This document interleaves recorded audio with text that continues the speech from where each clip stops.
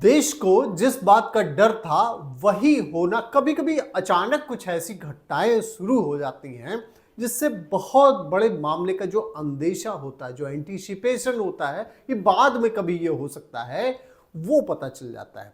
ऐसी ही एक घटना हुई लखनऊ में, जहां एलडीए की टीम पे जो अवैध रूप से बांग्लादेशी रह रहे हैं उन्होंने हमला कर दिया। काफी दिनों से आप देख रहे होंगे, आप लखनऊ की ही नहीं, आप पूरे इंडिया में अगर आप देखते होंगे तो कई ऐसे व्यक्ति दिख जाते हैं, इलीगल रूप से रहते हुए दिख जाते हैं, झुग्गी झोपड़ियों में रहते हैं। लेकिन ये देश के लिए कितने बड़े खतरा बने हुए हैं, इस बात का अंदाजा उसी समय हो गया जब एलडीए अवैध रूप से जो एनक्रोचमेंट था उसको हटाने इंदिरा नगर के एरिया में गई। और वहां अब आप ये सोचिए कि 150 से 200 लोगों ने घेर लिया, अधिकारियों के साथ में मारपीट तक की। और उसके बाद ही ये पता चलता कि इनका नेटवर्क, जो नेक्सस है पूरा, ये कितना ज्यादा मजबूत है। और एक छोटी सी जब इलीगल एनक्रोचमेंट की जो ड्राइव चलाई जा रही थी, उसके बाद में इतने लोगों ने घेर लिया। अब आप इस बात का अंदाजा लगा सकते हैं कि पूरे देश में जितने भी घुसपैठिए बैठे हुए हैं, अगर उन्होंने अचानक किसी दिन हमला कर दिया, क्योंकि ये वेल प्लान्ड वे में काम करते हैं। आप सोचिए, थोड़ी सी देर में 150 से 200 लोगों ने घेर लिया, मारपीट तक कर दिया। उसके बाद में मेयर को आना पड़ा। ये एक जगह की घटना है, केवल लखनऊ की केवल घटना है। ये केवल एक आप तरीके से देख सकते हैं कि छोटा सा सैंपल केवल था ये। अब हम बात कर लेते हैं पूरे देश की। ये अवैध रूप से जो रोहिंग्या रह रहे हैं, बांग्लादेशी रह रहे हैं, पाकिस्तानी रह रहे हैं, ये अपनी घुसपैठ कितनी कर चुके हैं, जड़ों में बिल्कुल घुस चुके हैं, साइलेंट मोड पे बिल्कुल स्लीपर सेल की तरीके से काम कर रहे हैं। और इन्होंने अपने बच्चों को लगा दिया है जगह जगह। जब आप गाड़ी रोकते हैं तब आप देखते होंगे कि ये तुरंत ही गाड़ी साफ करने के लिए आ जाते हैं। अगर आपने मना किया तो उस पर तेजी से थपथपाने भी लगेंगे, कई बार मारपीट तक कर लेते हैं। मतलब ये पैसे ऐसे मांगते हैं जैसे इनका कोई हक हो। अब हम चलिए बात करते हैं इसकी कि ये जो घटना हुई है, अवैध रूप से जो यहाँ पे रह रहे हैं, रोहिंग्या हो, बांग्लादेशी हो, कोई भी घुसपैठियों हो, ये कितने बड़े खतरा हैं। अब हम आते हैं कि सरकार का क्या मानना है इसमें। देखिए, अगर 2007 में गवर्नमेंट ऑफ इंडिया ने ये माना कि 12 मिलियन बांग्लादेशी अवैध रूप से भारत में रह रहे हैं। अब आप सोचिए, सरकार को इस बात की जानकारी है कि 12 मिलियन अवैध रूप से बांग्लादेशी केवल रह रहे हैं। अभी तो केवल एक ये बांग्लादेशियों की बात हो रही है, ये सरकार ने मान लिया कि 12 मिलियन रह रहे हैं। हालांकि वो जो आंकड़े थे उस पर जो स्टैटिक्स वाले थे उन्होंने ही सवाल खड़ा कर दिया और ये कह दिया कि ये किसी तरीके से एग्जैगरेटेड है। तो आप ये देख सकते हैं कि आप तो देख रहे हैं कि अवैध रूप से बांग्लादेशी या कोई भी घुसपैठिए रह रहे हैं, लेकिन इंडिया में ही रहने वाले कुछ जो लिबरल लोग हैं वही इसको नकार देते हैं। उसका जो इफेक्ट है वो नहीं समझ में आता है। अब आइए हम बात करते हैं 2001 के सेंसस के अनुसार 3.1 मिलियन अवैध रूप से बांग्लादेशी रह रहे थे जो आए हुए थे, जो बांग्लादेश से यहाँ आए थे। अब आप सोचिए, कई पीढ़ियों तक, अगर कोई 2 पीढ़ियों तक अगर रह गया है, इंडिया में रह गया है, तो वो तो एक तरीके से इंडियन ही, क्योंकि उसका सब कुछ बन जाता है। और 3.7 मिलियन जो based on place of birth, ये इतने जो बांग्लादेशी पाए गए इंडिया में 2001 के जो सेंसस है, जनगणना है, उसके अनुसार अगर हम बात करें। और ये जो आंकड़े आते हैं ना, इस पर सवाल किसने खड़ा किया? इस पर खुद समीर गुहा रॉय, इंडियन स्टैटिस्टिकल इंस्टीट्यूट, इन्होंने कह दिया कि ये मोटिवेटेड एग्जैगरेटेड है। ये जो डेटा था ये उन्होंने एक तरीके से नकार दिया उसको। उनके नज़र में ये अवैध रूप से बांग्लादेशी नहीं है। तो आंकड़े खुद ही अपने आप में इन्होंने खुद ही सवाल खड़े कर दिए, इंडियन ही है ये जो समीर गुहा रॉय है। सबसे बड़ी प्रॉब्लम ये आती है कि कुछ एक ऐसा ग्रुप भी है इंडिया में जो भारत के ही खतरों को जानते हुए फिर भी ये नहीं भांप पाता है कि कल को किसी दिन अगर कोई ऐसी घटना होती है तो कोई भी नहीं बचने वाला है। एक छोटा सा नमूना लखनऊ में देखा गया, इसी तरीके से दिल्ली में भी देखा गया। और अब हम आते हैं कि इसमें ये जो अवैध रूप से बांग्लादेशी आए, ये कहाँ आए?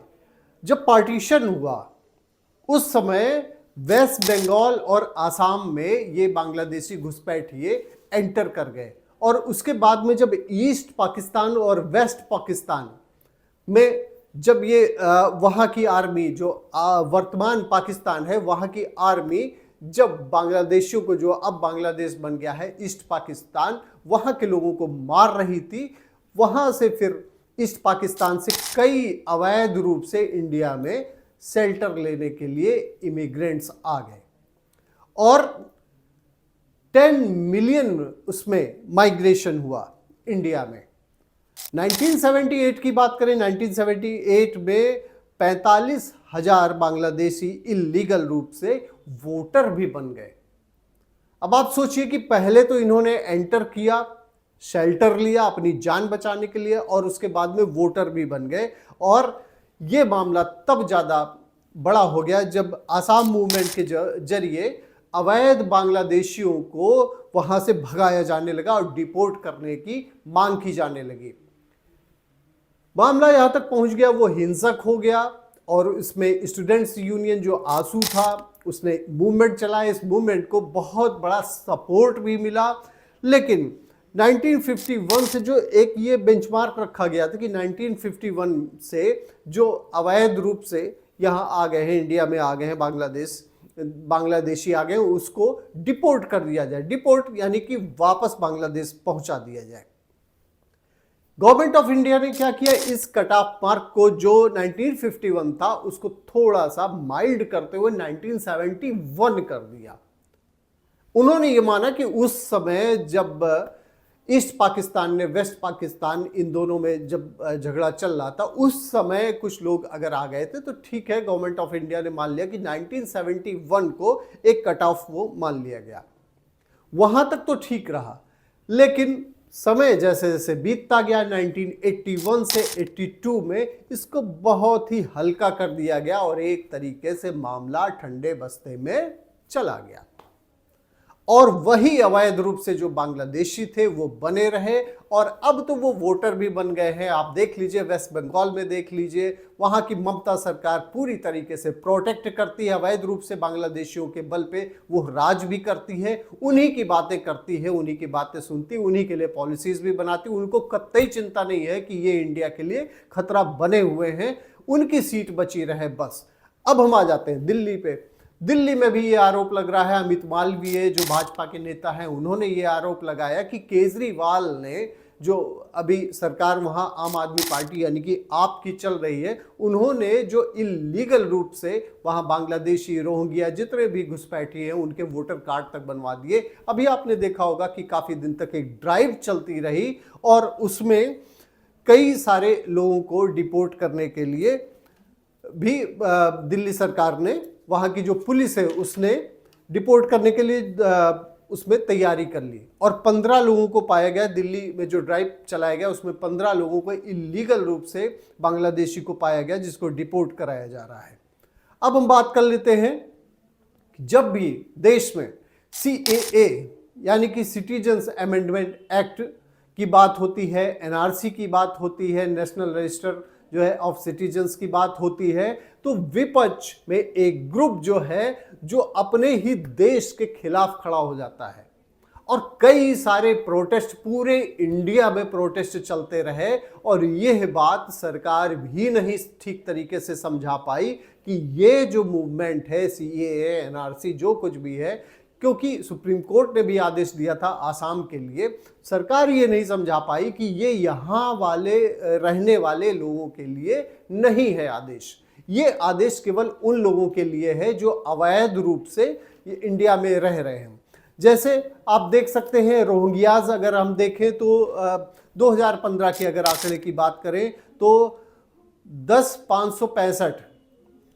10,565 ये रोहिंग्याज 2015 में अवैध रूप से, ये सरकारी आंकड़े हैं, ये जो कहते हैं पाकिस्तानी इमिग्रेंट्स जो है पाकिस्तान से जो अवैध रूप से इंडिया में एंटर कर गए 7600 हैं, इलीगल इमिग्रेंट्स हैं।